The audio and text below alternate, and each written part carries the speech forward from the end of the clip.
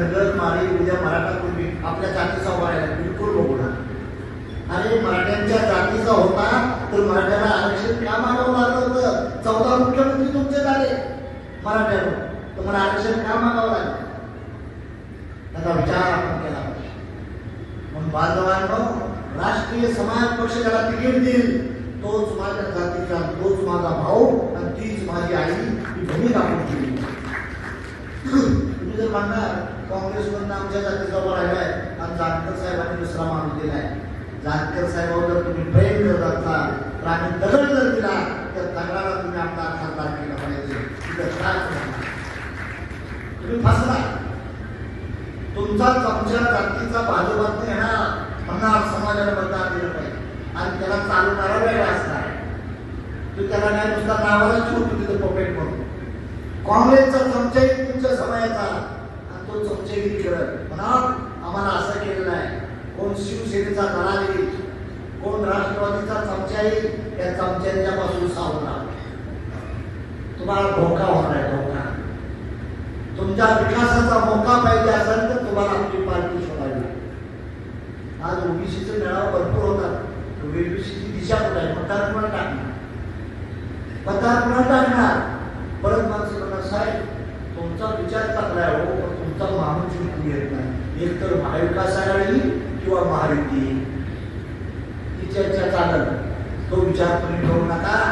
राष्ट्रपा देखील एक दिवस दिल्लीवर राज्य करणार आहे. विश्वास काही चांगले अधिकारी त्यांना मला आताच कामाला लागा, तुम्हाला आम्ही तिकीट देऊ, काही काळजी करू नका. आमची काही पुढे जायची होणार नाही. आलायसाठी माझ्याकडे माणसं आहेत ती बघणं म्हणलं नाही. आम्ही आता काय नाही तुम्हाला पुन्हा वाईट म्हणणार नाही. आमची रेश वाढवणार आहे. आमचीच रेश वाढवायची आणि आमची ताकद किती आहे, कुंकुम किती आहे ते आम्हाला बघायचं आहे. 5 वर्ष काय फरक पडत नाही. म्हणून 288 विधानसभा तयार करण्याचं काम चाललेलं आहे. ज्या तालुक्यामध्ये जळतील त्या तालुक्याला संधी असणार आहे.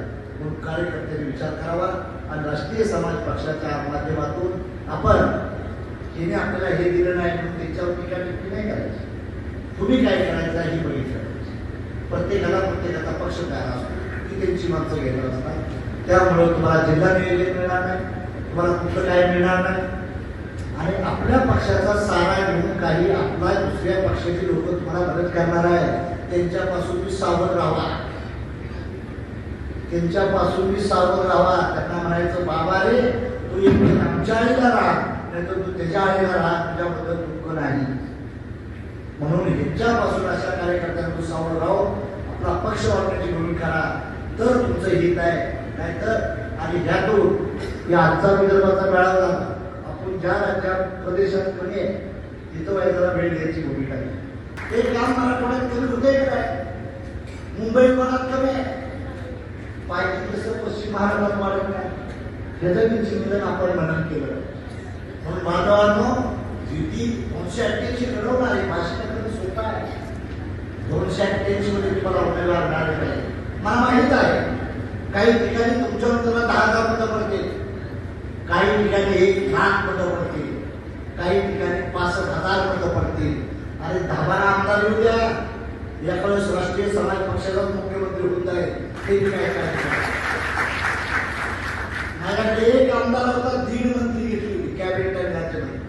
तुम्ही मला 10 आमदार द्या, राष्ट्रपती मला मुख्यमंत्री द्यायची सोय करतो. बांधवांना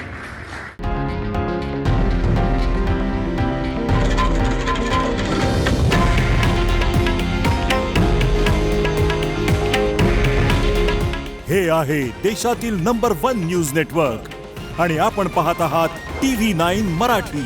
काळजी तुमची, हित महाराष्ट्राचं.